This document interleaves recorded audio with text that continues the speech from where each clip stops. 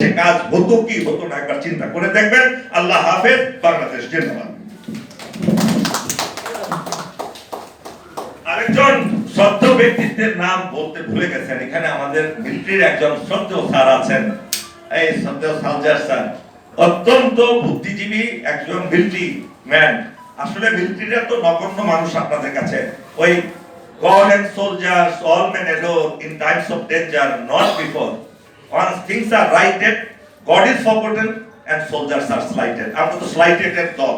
আমাদেরকে স্লাইড করবেন, আমরা কাজ করব, আমাদেরকে গলা কাটবেন। এটাই দুনিয়ার নিয়ম, এটাই বাংলাদেশের নিয়ম। আল্লাহ হাফেজ। Sorry sir, I take up.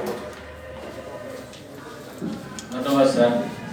স্যারের শেষ কথাগুলো তো অভিমানের, কিন্তু বিগত জুলাই আগস্ট বিপ্লবে আপনারা দেখবেন যে সিপাহীদের গলা জড়িয়ে ধরে কিভাবে মুরব্বীরা কেঁদেছিল। আপনারা এই দেশকে রক্ষা করেছেন, সবাই কৃতজ্ঞতা স্বীকার করেছেন। ধন্যবাদ স্যার।